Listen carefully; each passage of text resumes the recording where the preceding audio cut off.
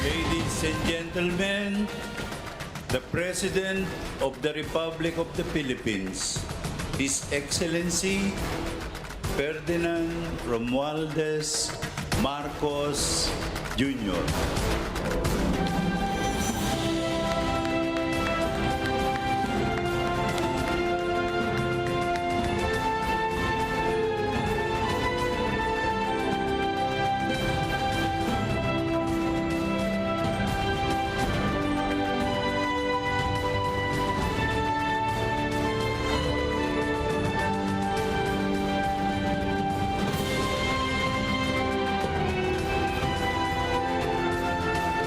On the part of the Senate, the joint session is called to order. On the part of the House of Representatives, the joint session is called to order. I come before you today to address you as it is my duty as President of the Republic. We live in difficult times, brought about by some forces of our own making, but certainly also by forces that are beyond our control. We have assembled the best Filipino minds to help navigate us through this global crisis that we are now facing. We will endure. I know this in my mind. I know it in my heart. I know it in my very soul. The state of the nation is sound.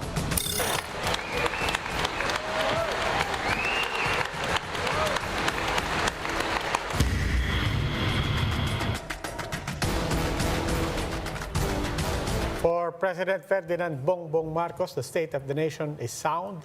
In his first SONA, key plans were laid down and targets set. Some found the speech good, others light on details. Political analysts are weighing in on the chief executive's message in this episode of The Chiefs.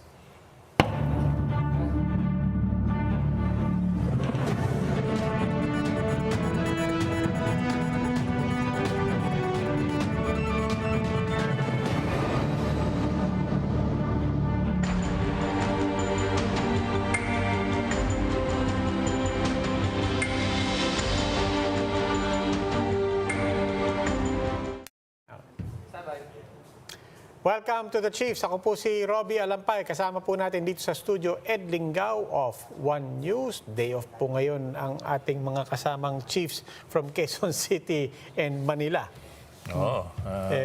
But it's a big day. Actually, part of why Ami is not here is, of course, it's a big issue also for the Philippine Star. A lot of things to cover. But joining us also in the studio, actually one of our chief guests.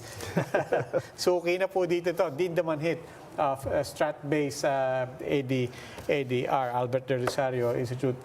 Dindo, welcome to the Chiefs. Thank you for this invitation. We'll go straight into it. What do you think of the SONA? The president tried to define his agenda. That has been what people have been asking after the campaign, after the inauguration.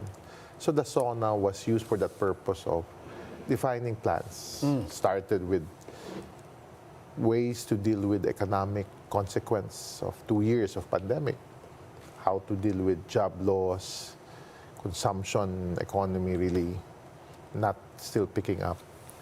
So he offers us a roadmap that addresses some of these economic issues, social problems that he feels we need to deal with. The question is, how do you execute? How do you fund this given the fiscal space of government? And maybe we just have to give them credit that they would like to look positive, that they can achieve these things, this long list of plans, agenda that they have laid out, both at the executive and at the legislative level, a long list of legislative priorities that with a super majority, with both houses supporting him, has to move forward as fast as he should demand from the leadership. And we'll get to a lot of the details on that. But before that, I wanted to ask, how does this differentiate himself from the previous administration? A lot of people have noted no mention of drugs, no mention of crime, no mention of peace and order. Or the insurgency. Or the insurgency. What did you make of all of that? Notwithstanding the fact that he ran on a platform also not just of unity but also continuity. He did pay credit to President Duterte on things like infrastructure and so on, but the key platform of Duterte was absent in this. Where we are today in 2022 reflects the issues that he needs to deal with. And that's basically what he addressed on. Issues of infrastructure, issues of the economy. And that is where you don't have any space to deal with issues of drugs or fighting criminality. So maybe it's his way of focusing on what are the top concerns of Filipinos, and we have data that reflects that issues of criminality may be high during the time of Duterte because it was used to set an agenda, but in this case, there are some expectations. And the expectation is that he needs to deal with these economic consequences, where the Duterte government has failed, actually. So maybe he's just looking at this as an opportunity to set his own agenda based on what the public consider as a concern, as a top concern, and not what the Duterte has prioritized. So he avoids things that might bring him to some controversial issues, but focuses on, and I always say SONA presidents who do well in SONA tries to talk to the public, not to people like us. Sir, primary concern ng maraming tao, as we saw, sikmura, pagkain, presyo. Yes. Di ba? Was he able to address these issues from your perspective? He defined a way to address it by speaking of the challenges of the economy and for the government to come up with this fiscal plan. And I feel that the style of President Marcos Jr. is that it will allow, or he will allow his cabinet to define it, to put the details to what he has said. So his is just That's how I look at it, yeah. the vision. There might be some, if there was a pre-SONA during the time of the Duterte administration, remember, maybe this style now, he sets an agenda, let the cabinet put some substance to it, define it, and that's why I'm looking forward to that fiscal plan. I'm looking forward to that 6-year development plan. When you say that may nasisilip kang style, a lot of people are precisely saying we don't know his style. We didn't see him speak. He's relatively unknown in the field of being an executive. He's had 2 major speeches, and that's it. When you say that we're starting to see his style, what are you basing it off on? It's really more of he's trying to communicate not to you, me, but to the general public. It seems to be driven by, I call it data-driven, because it reflects what we track also in our quarterly surveys. So what he mentioned today are things that were defined as issues at the end of June. And that kind, for me, reflects a president who is talking to his public, and his public might reflect on good numbers for him and support for his policies and programs. Okay, now joining us as well is Professor Jean Franco. Professor Franco, welcome to the Chiefs. Hello, Robbie. Hello, Ed. Hello, Dindo. Hi, ma'am. Professor Franco, after the inaugural speech and the few times that the public has engaged with the president, people have been asking for details. They wanted specific promises. They got the details. They got specific promises. But does that come with risks now that we have so many numbers now to baseline his targets and to measure his performance, I guess? Yes, of course. But then it's better to have these targets than not to have anything at all. And it is also important for his legitimacy before the business community. Okay. But ma'am, let me go down to some detail. Kasi there were quite a few announcements that the president made that struck a lot of people as surprising. Among them, his decision to condone amortizations and bad loans dun sa agrarian reform, as well as to donate, I suppose it's donation, 50,000 hectares government lands, agricultural lands, to various sectors. That, among many other things na gusto niyang paggastosan, specialized hospitals, regional health centers, and so on down the line. And also, as well, build. Ang daming paglalabasan ng pera. I'm warning lang, sir and ma'am, if you think that he was able to establish enough basis to build revenues to fund all these, to fund all these projects, all these outgoing revenues. Well, yes, that's also in fact and I agree with Dindo when he said that saan kukunin yung pera, no? How are we going to fund all these proposals? So I hope they find the revenues to actually realize these programs. Otherwise, they will be, they will not materialize. Sir, kayo sir. Kasi I understand he talked about streamlining the bureaucracy. He Yes. talked about capital taxes and so on and so on. Pero walang masyadong breakdown dun sa how much we can expect from these measures, exactly. and whether they will offset all the expenses that are planned. I think 2 weeks ago, the DBCC came up with their first meeting together under this new government and defined certain targets of revenue collection. And they seem to be positive. Some might say they're spinning it, but years of knowing Secretary Jokno, I know that he's a person who looks at these problems as positive things that he can deal with. So I look the next 12 months and see how they can really build on it. That's why we have to look forward also to what they submit in Congress as the budget for 2023, how aggressive this would be. Let's look at the so-called right sizing of government, if they can easily execute that fast, and even the budget modernization law that is something that they have championed when they were in DBM in the previous government. Cash-based. Cash-based. So if these things move forward, maybe certain projects that could have been achieved in the past, now with focused spending, it can achieve these promises. But something also you have to take note was, on the infrastructure, a lot of mention of private sector. Yes, I'm inviting foreign investment, mentioned Public Service Act. So he knows for a fact that on these big ticket items, ODA, we pay for that. Like what we saw with China.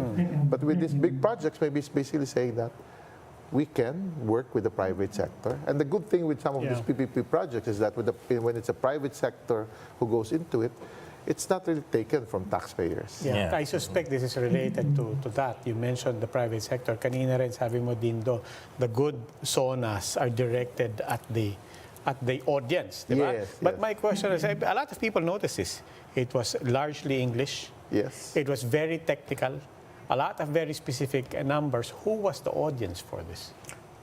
You'd see some specific intervention, policy interventions. The audience is really, because the weakness of the administration going into their inauguration was how the world sees them, how business is waiting for certain signals. So I believe they were the targets. But when you've noticed when they put emphasis on something, it shifts to Filipino. Yes, exactly. It caters to the core constituency, which is maybe dealing with the 77% of Filipinos who consider themselves as poor or relatively poor. So it's a well-managed and well-produced State of the Nation address.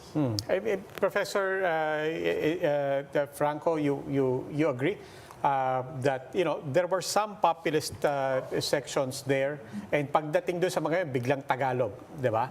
And everybody But by and large, the SONA was crafted for a very specific audience. Yes, that was what I sense, no? Kapag OFWs, kapag yung mga magsasaka, nagfi-Filipino siya. And that tells you that iba-iba yung audience, no? Doon sa kanyang speech. But then, largely, it is a speech for, tama si Dino, no? The diplomatic community, the international community, and also the business community. Kasi maybe they have noticed the negative press that they've been getting from international media networks. So I think it's very important for them to also gain legitimacy, not only from the local business community, but from the international community. One statement that the president made that kind of struck a chord among the congressmen, especially when he talked about not giving up a square inch of the country. How does that strike you? Is that, I mean, is that anything unusual, or is that pro forma? No, it defines early on in this administration where they stand. And for me, it's a statement that maybe people would like to be stronger. But the strong statements already happened with the statement of Secretary Manalo a week ago, a week and a half ago, and the 10-point agenda of Secretary Faustino. So the president basically reiterated the general principle and policy. And that for me, it's strong enough. And it reflects again the 90% of Filipinos saying that he wants Marcos Jr. to assert our rights. So basically, he catered to that constituency. And any indication of how China has been receiving that message? Precisely from the time that Secretary Manalo started using it, and now the president reiterating it and stressing it, really giving it prominence in the SONA itself. Do we have any idea on if the government is happy that this is a line that they can sustain? That was my greatest fear before the SONA, that the strong position taken by our own Department of Foreign Affairs, our own defense officials, suddenly the president walks it back. And we did not see that. And that's why I find it very reassuring and very positive. So again, this is a SONA. What you see next is what is more important. Yeah, but you find it reassuring in the sense of how the president is standing by that position, or does it also say something about what China might also be signaling? Or No, for me, at the end of the day, that's our problem. We should not react to China. I've always believed that we should not be drawn into the narrative that China wants. We should be drawn into what serves, and I'll quote the president, Philippine national interests. And Philippine national interests can best be served by going beyond China, going beyond this rhetoric of U.S.-China, but really building on this strong, interconnected world, multipolar world, which is driven by rule base. That's where small countries like the Philippines can rise, can stand up, can be equal. Professor, I ask about whether or not that statement was pro forma. Kasi, well, when he talked about the national interest and not giving up a square inch, I mean, any president would say that or should be able to say that. What do we want him to say then? Yes, sir. I'm So wondering. for me, what is national interest? There's no other national interest but to protect your interest, and your interest is to protect your maritime rights and your territorial integrity. What do we need to ask more from government? Okay. We will need to take a break. We'll come back here and continue our conversation with Dean Dumanhit and Professor Jean Encinas Franco. Please stay right there. The Chiefs will be right back.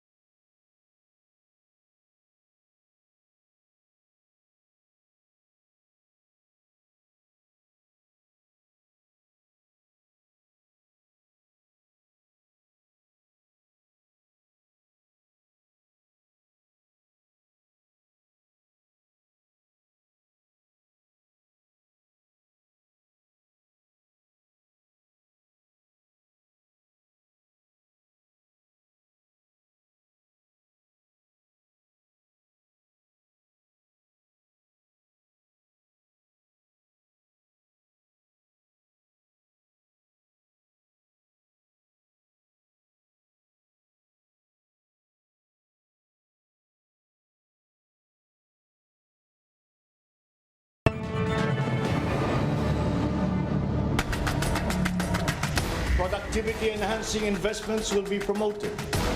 Our country must become an investment destination, capitalizing on the corporate recovery and tax incentives for enterprises with the Create Law and the economic liberalization laws such as the Public Service Act and the Foreign Investments Act. On the area of foreign policy, I will not preside over any process that will abandon even 1 square inch of territory of the Republic of the Philippines to any foreign power.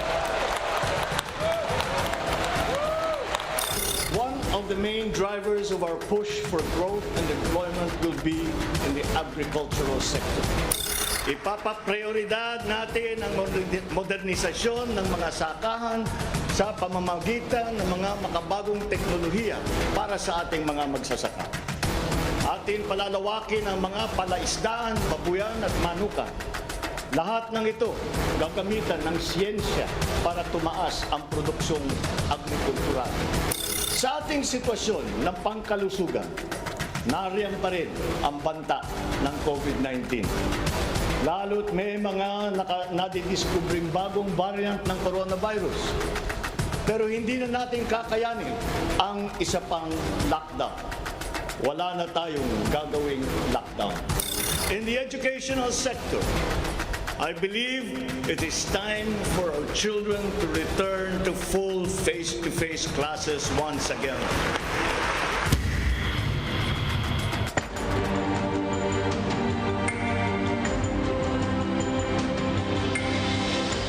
We are still discussing the contents of the President's first State of the Nation address. And still with us, Professors Dindo Manhit and Jean Franco. Also joining the conversation are Professors Edmund Tayao and Jaime Naval, who are both political analysts. Again, thank you for joining us and welcome to the Chiefs, Professor Naval and Professor Tayao. Sir, naka-mute ata kayo, sir. Professor Naval and Professor Tayao. Thank you for having me. There you go. Yeah, Thank you and good evening to everyone who's tuning in right now. Good evening, professors.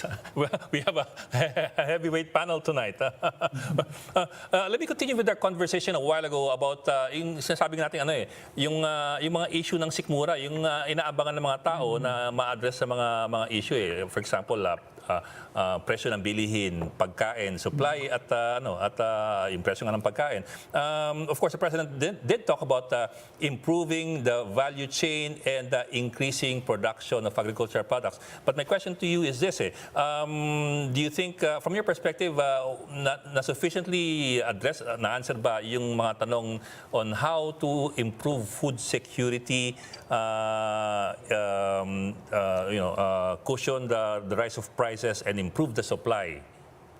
Was that sufficiently addressed? Professor Naval or Professor Tayao? Kayo po muna. Well, in a SONA, there will always be a debate and satisfaction and dissatisfaction. The President in his speech talked about short-term and even long-term measures that would have to be addressed. So it would always be debatable how detailed is detailed and how broad should be a broad stroke. But overall, I think the speech has been quite expansive and it covered a considerable number of areas. But as to the basics that you were asking, mga issue tungkol sa sikmura, yes, a number of the issues can be implied or implicitly, they can be inferred.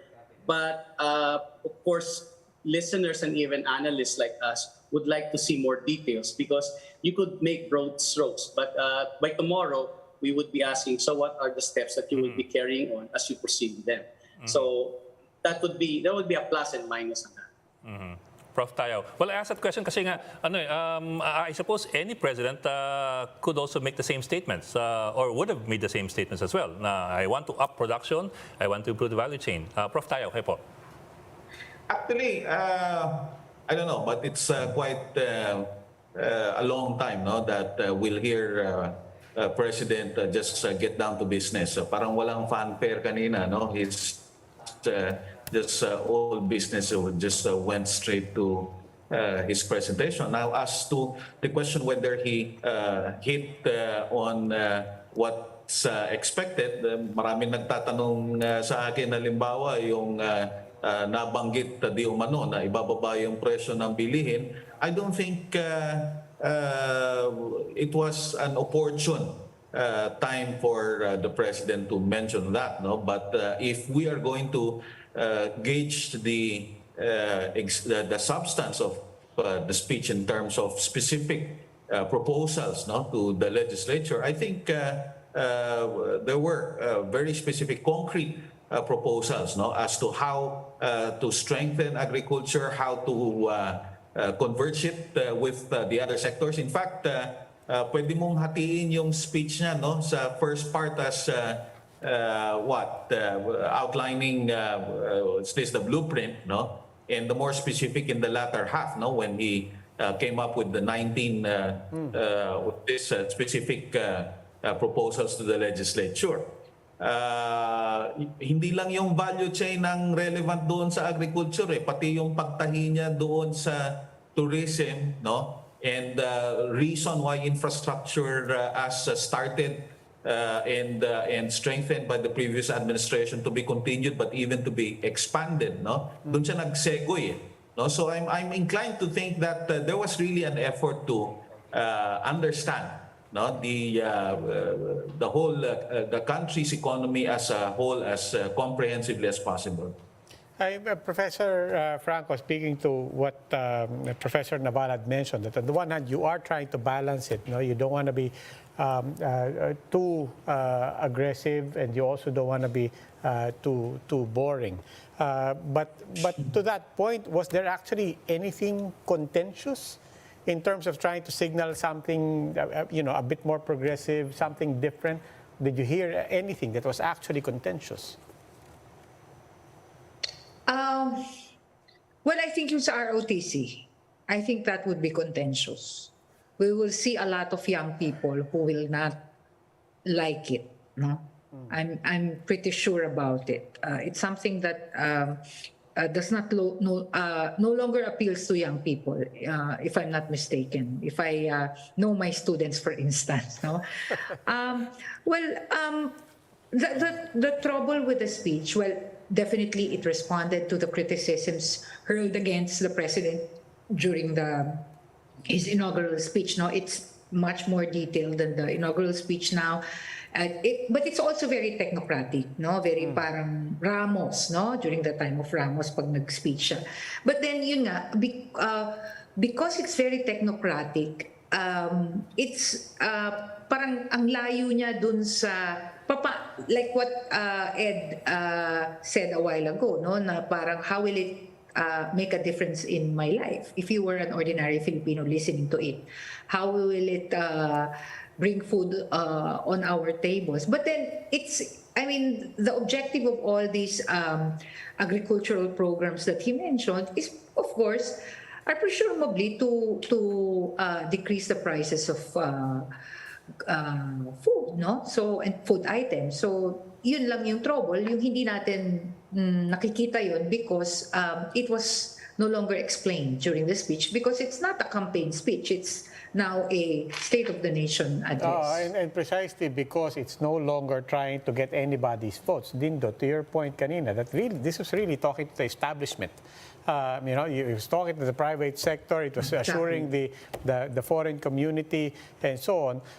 One example, as we said, there's a lot of talk about infrastructure. We're talking about the subways, we're talking about the trains, the railways. At the same time, it was glaring to one sector that it did not talk about the transport sector. It did not talk about the drivers. It did not talk about the real-world issues of drivers and operators right now. What happens to the jeepneys? What happens to the buses? Is there a danger of it in setting a tone that certain sectors might feel like, oh, ito na. Now he's talking to Congress, he's talking to senators, he's talking to the establishment, and what about us? But he might be talking to the beneficiaries of those programs at the end of the day. So if those programs move forward, investments in infrastructure, the effect that it will cause, that it will benefit the general public, just like the agricultural programs.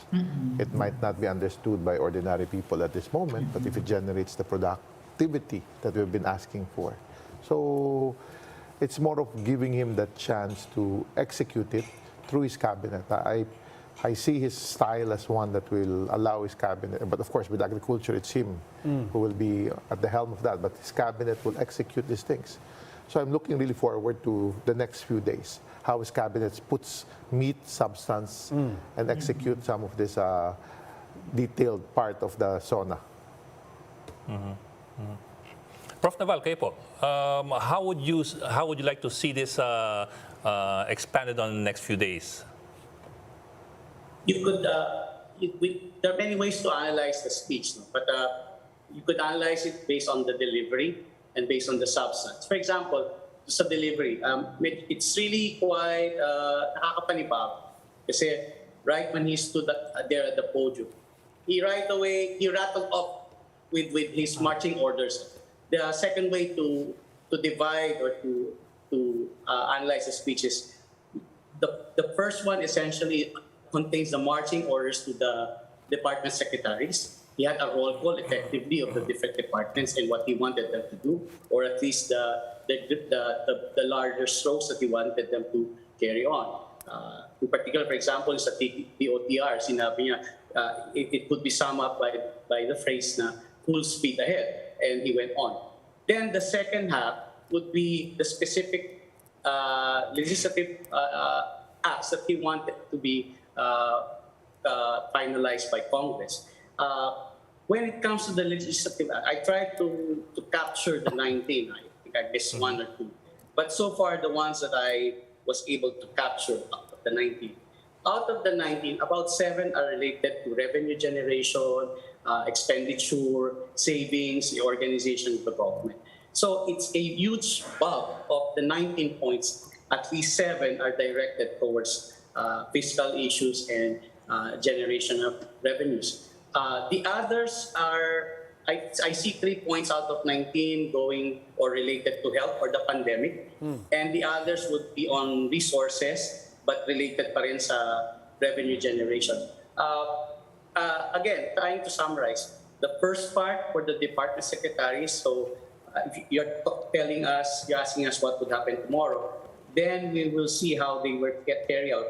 Let's go by each of the directives and means that were cited by the President and use that as a guidepost to size up the subsequent actions and particular programs of the department secretaries. For Congress, I think the 19 is something we have to watch. May hunch ako na yung 7 na sinasabi ko related to fiscal or revenue generation. Those are the ones na kailangan matutukan kaagad. Because no matter how good a set of programs you have, if you don't have the money, it will be empty words in the process. Prof. Edmond, kayo po, marami nakapansin na may mga hindi na, well, we were talking about it a while ago, but briefly, marami nakapansin na may mga hindi na banggit. For example, federalism. Of course, he ran under Partido Federal. As well, conflict issues, yung insurgency, yung war on drugs. Your perspective po, do you think people will be looking for these issues or they're at the back burner of people's minds then? Alam mo, Ed, I think the idea really was to, wag masyadong mahaba yung speech, no? In fact, again, as I've mentioned, and I agree to Professor Naval, no, na yung style nung delivery is to be noted. In fact, the 2 occasions na talagang may standing ovation and there was much applause. The first one when he mentioned that tertiary hospitals should also be present in the provinces and not only in NCR. Parang kulang na lang ikat niya yung yung palakpakan, no? It's and if you are going to look at the facial expression of the president, it's as if he's saying, teka muna, wag muna kayong bumati because it's a tall order ahead. So kanina yung mga tanong why there was no mention as far as public utility drivers are concerned, why there was no specific mention as far as oil is concerned. On the other hand, he mentioned something about energy. I think the point really is, this being the first SONA, he presented some of the areas that they found the capacity to make sense at the outset. In fact, he even mentioned that the instruction to NEDA was to finalize a PDP by the end of the year. No? So siguro, towards that end, that's when we can expect some of the other expected issues, like federalism and price of oil. Yung nabanggit sa price of oil really has something to do with foreign relations. Again, he well, not really repeated, but mentioned the same thought, when he did his inaugural speech, that there are some issues, there are some problems, in the international community that impacts directly on us or impacts on us, but we don't have much anything to do, or we're not even involved. So that's why he mentioned we are friend to everyone and foe to no one, and even mentioning it is our culture, and he segues into the foreign policy and so on. So to my mind, the idea is to present the strategy first. Ito yung entry point ng gobyerno ko, makikipagkaibigan tayo para ma-expand yung resource mobilization or resource identification natin, and then that's when we'll be able to address some of the issues. In fact, he also mentioned hindi naman magagawa natin ito overnight, so it's as if he's emphasizing there will be so much more that needs to be looked into, not only to be done. Dindo, and to everyone who wants to weigh in on this, I took note of one line that sabi ko, sinabi niya yun dun sa inaugural, and he repeated it here. In fact, he stressed that I am repeating it here when he talked about the quality of educational material. And he said the horror stories on how bad our educational material is, that has to stop. And we have to improve the content of our teaching and so on. And this is what he stressed. He repeated. He said, again, para malinaw sa lahat, I'm not talking about history. I'm talking about STEM, di ba? I'm talking about English. I'm talking about the things that will let our people compete. But why does he have to repeat that? To stress to everyone, I'm not talking about history. It's very important in any development. At the core is a productive and educated people. When you have a majority of your children in public schools suffering from poor materials, suffering from poor teaching, and the skills that are being developed are not the skills that will lead them to jobs. And jobs leads you to a better economy for your own family and for the nation as a whole. So I think that's why it shows also that maybe he puts really emphasis and importance to education. No, but that part is clear, di ba? Nobody will dispute the STEM. I think Professor Jean, you might know what I'm trying to lead to here. I mean, now that, for example, a movie is about to come out and it's very contentious and people are saying, ayan na, they're going to start revising history. On the other hand, here's President Marcos saying it at his inaugural. It was really a needless line at the inaugural, and then now saying it all over again. What does that suggest? Well, I think he was very conscious of the fact that people are worried and, in fact, fearful that the administration will really try to revise textbooks, to change the Marcos narrative, or to change it so that the Marcos narrative will be served. So so he was already addressing that, even while saying that materials have to be upscaled. But then the other thing that I'm worried about is that may inconsistencies, because he wanted to review the K-12 in the view that it might be scrapped and we go back to the 10-year basic education. That's my understanding. But he also wanted to upscale the materials that our students are using, and also and he also mentioned international education outcomes, where we are lagging. So it's a bit inconsistent. And for me, it's my opinion is that the K-12 should stay. It should be reviewed as to how it is being implemented, as to the targets. But then, and teachers should especially be trained, especially if you're going to increase connectivity. If you think that materials should be upscaled, then teachers would have to be trained in terms of new methods of pedagogy.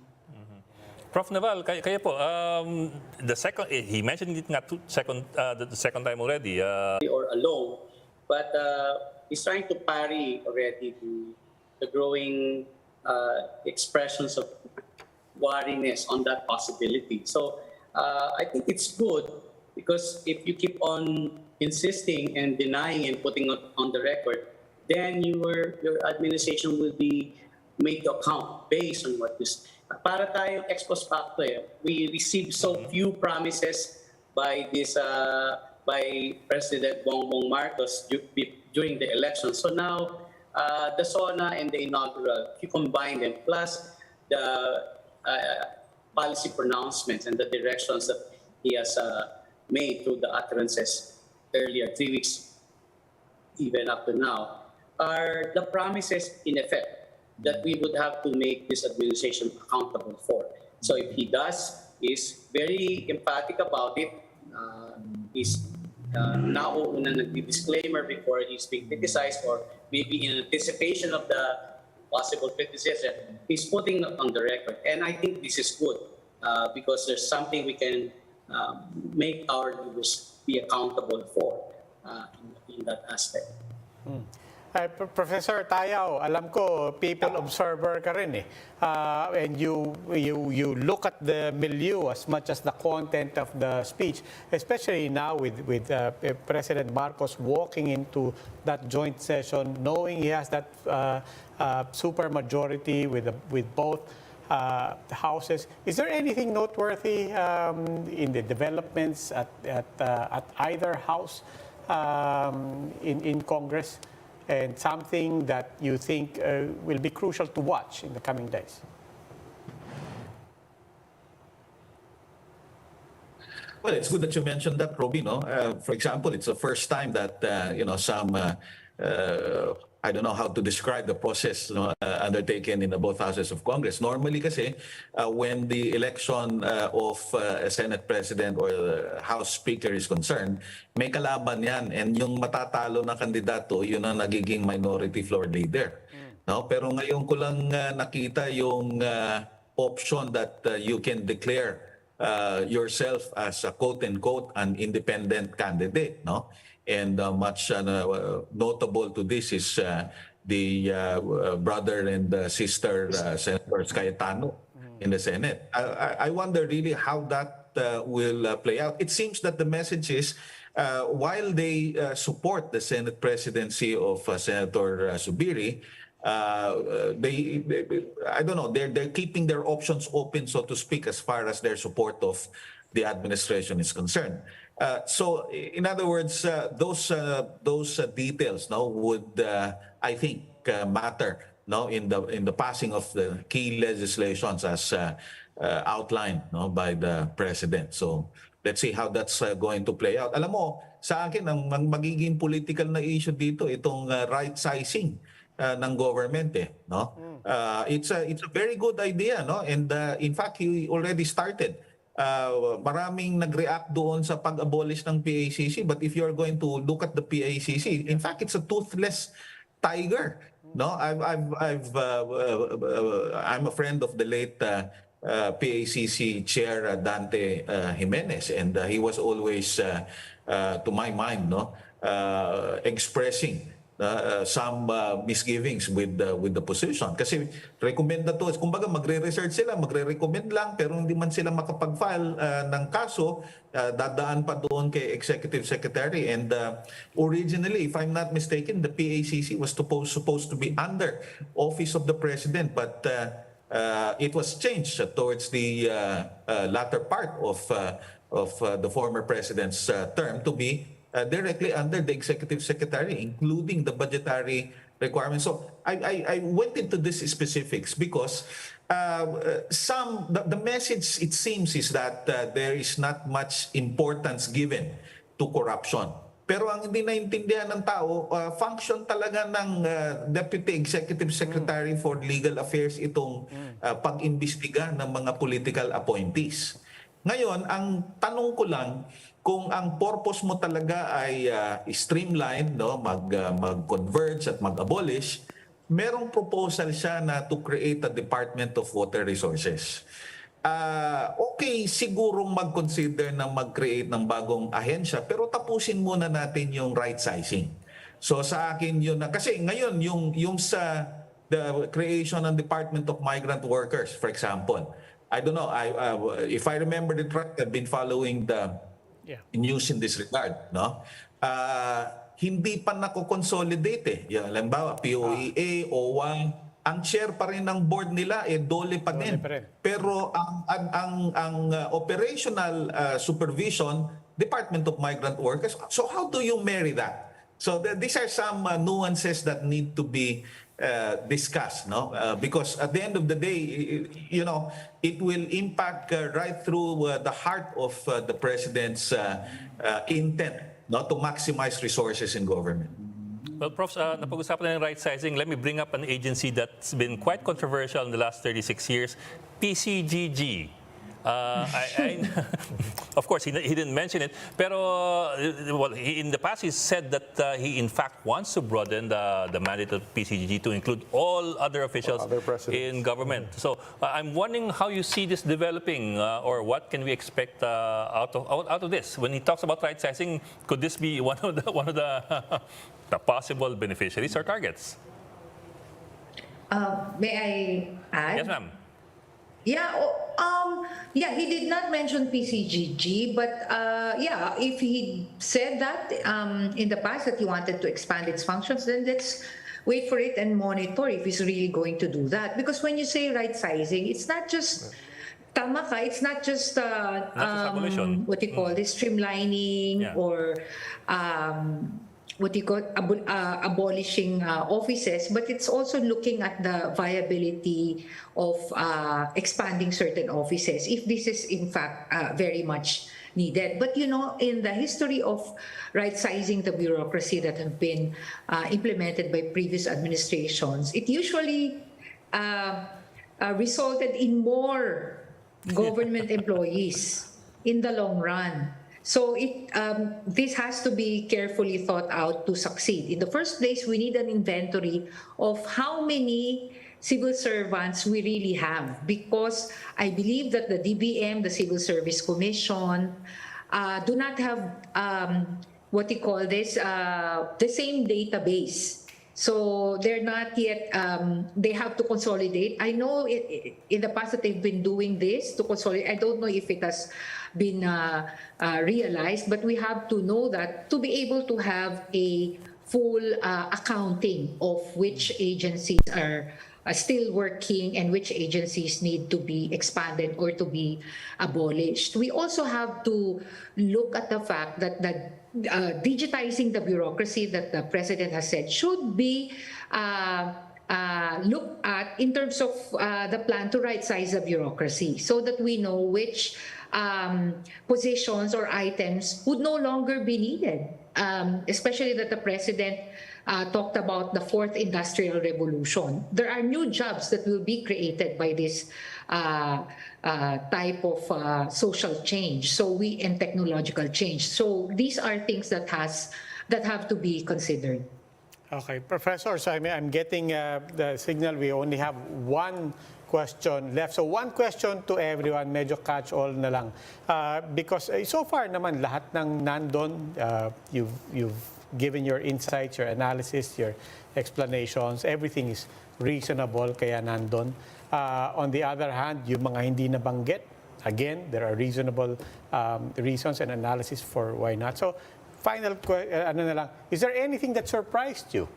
Whether it was there and you feel like, there was no point in saying that, or it surprised you that you were half expecting it to be touched upon? Me, on my part, it's not really a surprise, but one thing I've noticed, because I read through data ng Pulse Asia. It basically answered all the concerns. Because there are questions there that speaks of what do you want the new government to do? Because this was a survey until June 27.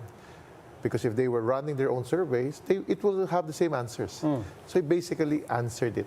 That's why I said it might be in English, maybe some in Filipino, but it was addressing those issues that have been identified in a quantitative survey that I was able to read through because we were one of those who commissioned some questions on it.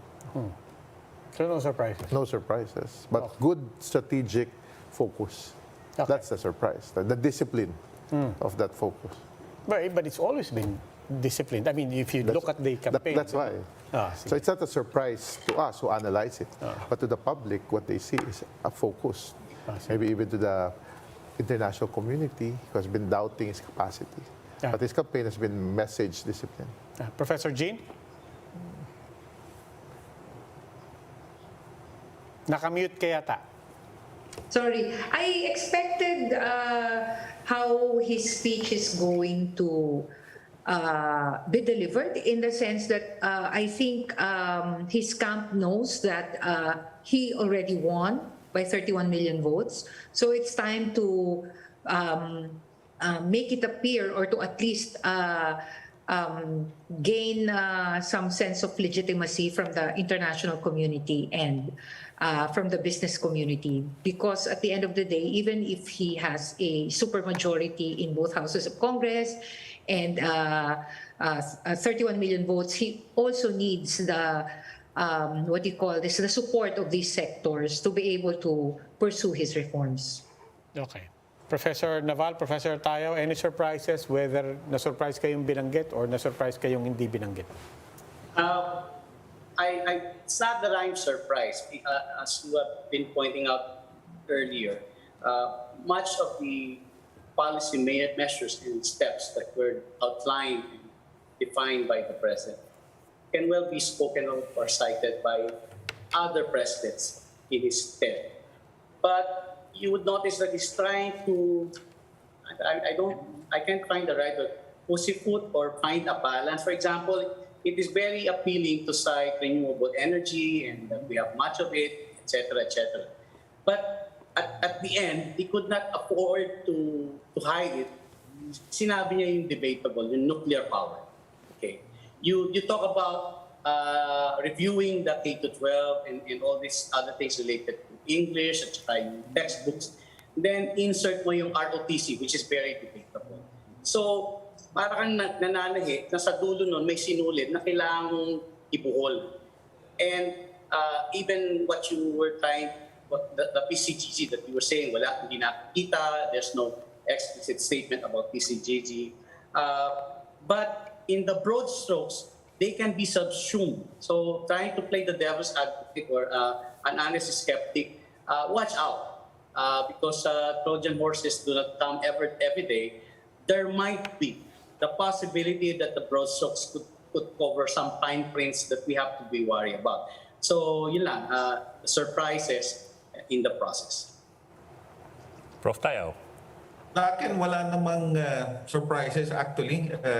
Lahat ng expectations as already presented and laid out in the inaugural speech. Siguro, if there is anything surprising, again, there was not much fanfare, walang slogan.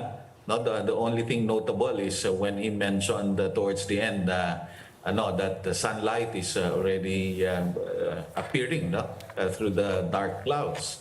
But it was a very structured speech to me. No, very let's say he laid down the framework, in the first half of the speech, and then he made specific proposals to both houses of Congress, which is of course what's expected in the State of the Nation address.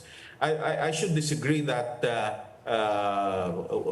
proposal to revive the ROTC is controversial. I'm an ROTC officer myself, and we've encountered, of course, a lot of limitations at the time that it was still mandatory. But we cannot deny that the times have also come to require at the very least looking into lack of policy. Kasi pati yung pag-modernize ng ating armed forces, ngayon na lang nangyayari, precisely because it was painted to be something not acceptable. It was painted to be evil, no, before. So again, tingnan natin, and I couldn't agree more that let's take a look, no, closer as the days go by, especially when the PDP is presented towards the end of the year. Okay, professors, maraming salamat. Jean Encinas Franco, Edmond Tayo, Jaime Naval, Linda Manhit. Maraming salamat. Thank you. Thank you po. Thanks. Thank you very much. Good night. And that's it for the Chiefs. We hope what was discussed will keep the conversation going. Ako po si Robbie Alampay. I'm Ed Lingao. We are One News, all sides, all the time.